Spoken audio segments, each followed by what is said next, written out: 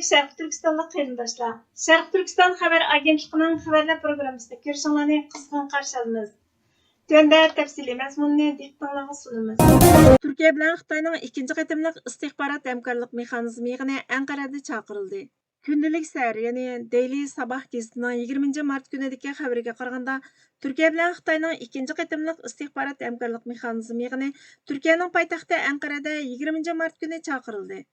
Türkiye Tashqi ishlar Ministerligi ijtimoiy axborot supsi X'da yig'inda Turkiya bilan Xitoyning terrorizmga qarshi turish bo'libmi rayon va xalqaro bexatarlik masalasi muzokara qilganligini, Tashqi ishlar Ministerligining muavin ministri Noh Yilmaz bilan uning mansabdoshi Chen Xiaodongning yig'inga rahbarlik qilganligini bayon qildi.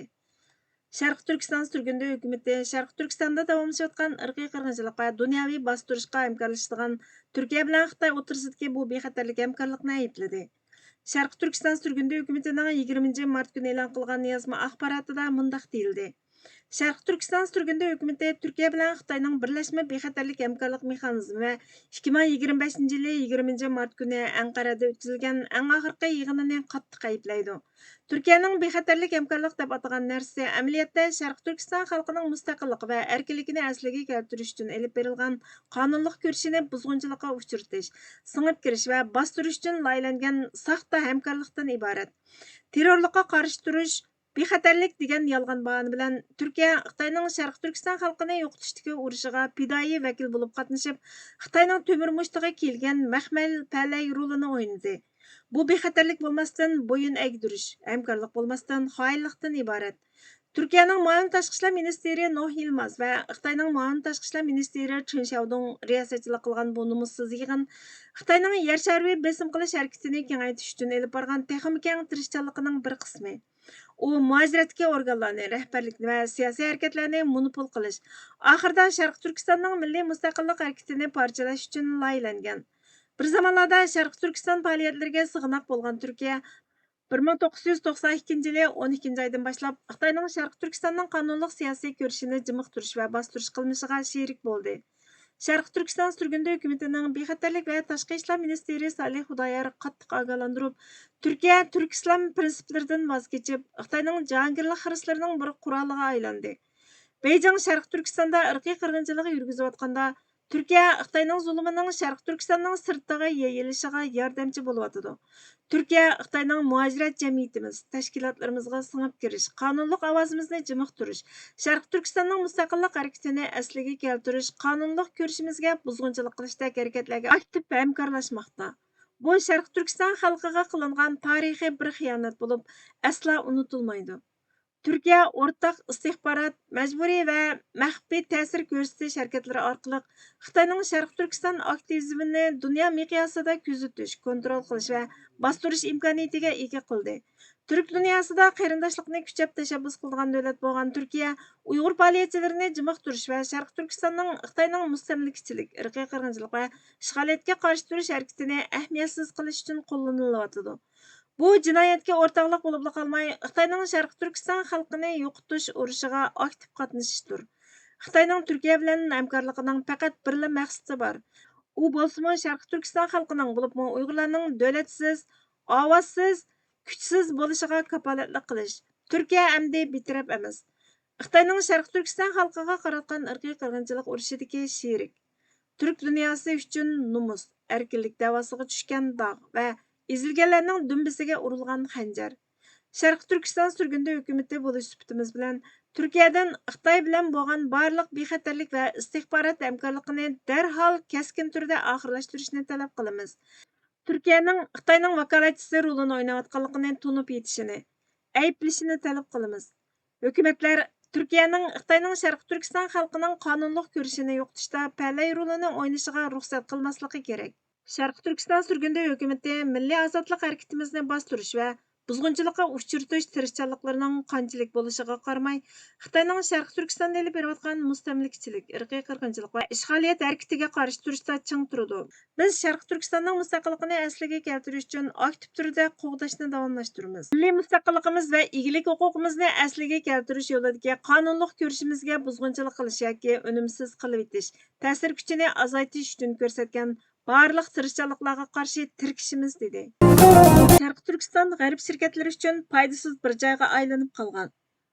MSN xabar to'rida yaqinda Xitoyning ichki qismidagi rayonlar g'arb shirkatlari uchun foydasiz joyga aylanib qoldi nomli maqola e'lon qilingan bo'lib, maqolada ba'zi g'arb shirkatlarining Xitoyning atalmish Şinjanga mablag' selish chaqiriqiga ovoz qo'shganligini, ba'zilarining diqqatini atalmish Şinjanning tabiiy boyliqlariga markazlashganligini, ba'zilarining diqqatining Xitoy orqali o'ynaydigan siyosiy o'yinlarning foydasiga ko'z tikkanligini, bugungi kunda bu turlarning ko'pinchisining o'lgan yoki setilganligini, 10 yil ilgari Sharqi Turkistonga mablag' selishga alohida qiziqadigan Volkswagenning ulining lingshib, Urumchining To'to'xa iqtisodiy taraqqiyot rayonidagi zavodining yaqinda setilganligini, mashina ishlab chiqaruvchi va uning sherik hamkorlashuvchisi SNIC motorining nomining bulg'anganligini, g'arb projelarining yimirilishi, shirkatlarning atalmish Şinjan bilan bo'lgan munosabatining nacharligini va g'arb shirkatlarining Xitoydagi xirislarining siyosiy va rayon jo'grafiyalik maqsadlar bilan qandoq do'qurishdiganligini tushuntirib beradiganligini,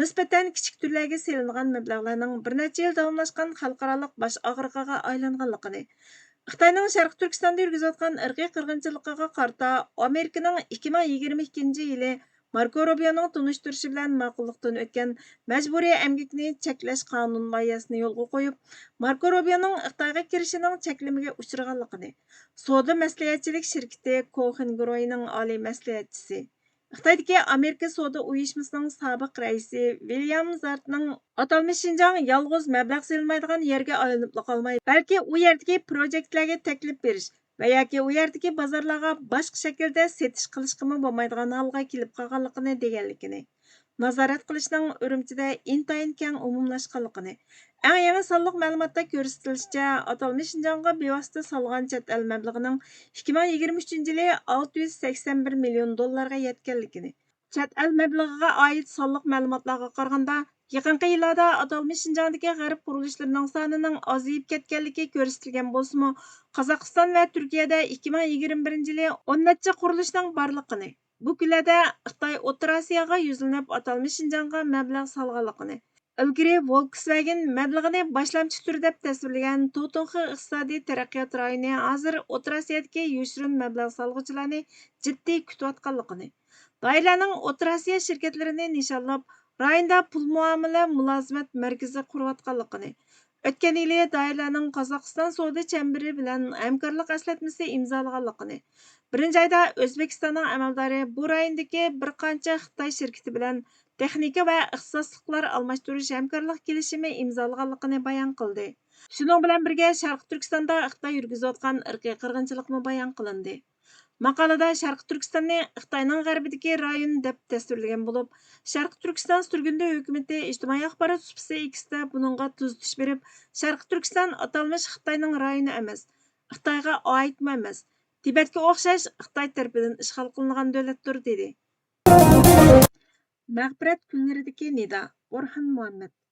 Taqdirimiz qil ustida, nijotlikqa erishishga tashnamiz, g'aflatdimiz, uyg'onishga majburmiz, asoratdimiz, hur bo'lishga muhtojmiz. Darlarki, bu oyning ibtidosi rahmat, o'ttirsa mag'firat, intihosi nijot.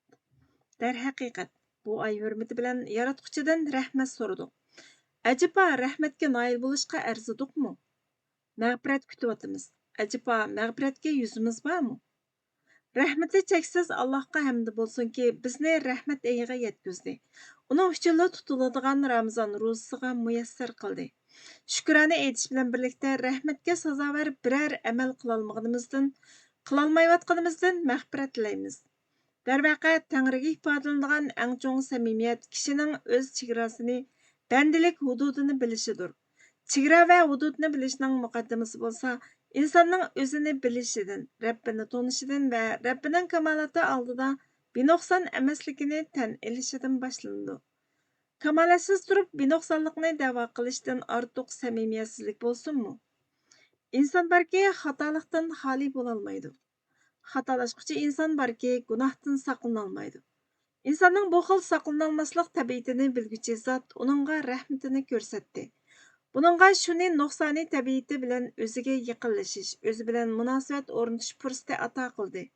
Bu vajidan har bir inson o'z yaratquchisi bilan ayrim-ayrim munosabat qura oladi, dardini to'ka oladi. o'zini ataya oladi, beg'ishlay oladi, o'ziga kuch ola oladi.